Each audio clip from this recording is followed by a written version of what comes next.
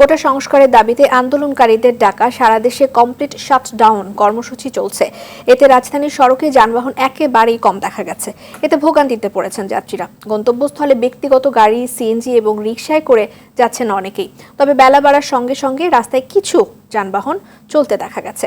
রাস্তার মোড়ে মোড়ে আইন শৃঙ্খলা রক্ষাকারী বাহিনীর সতর্ক উপস্থিতি দেখা গেছে।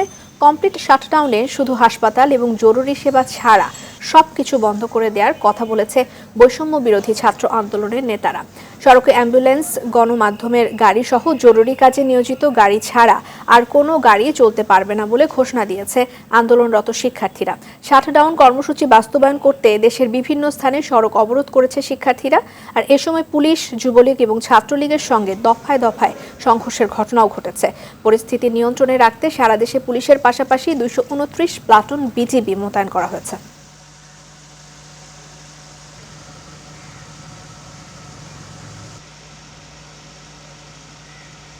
আমাদের তো দিন এনা দিন খাওয়া, তো সেটা যদি বন্ধ হয়ে যায়, আমরা একদিন ইনকাম না করতে পারলে আর আমাদের দিনপাত চলে না।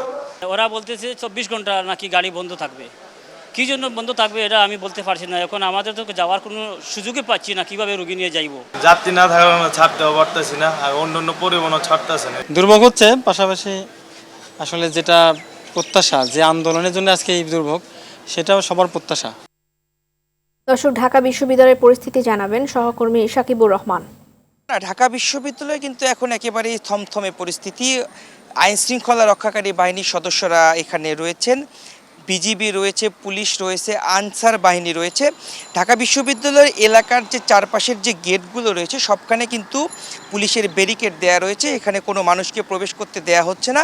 শুধুমাত্র জরুরি প্রয়োজনে যারা আসছেন, এই রাস্তা ব্যবহার করেন, তাদেরকেও কিন্তু প্রশ্নের সম্মুখীন হতে হচ্ছে।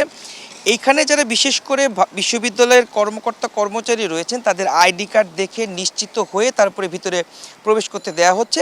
সকালবেলা কিন্তু কয়েকটি হল থেকে, মেয়েদের হল থেকে শিক্ষার্থীরা যারা গতকালকে রাতে যেতে পারেননি, তারা আজকে সকালে চলে গিয়েছেন। এখন কিন্তু হলগুলো একেবারে ফাঁকা।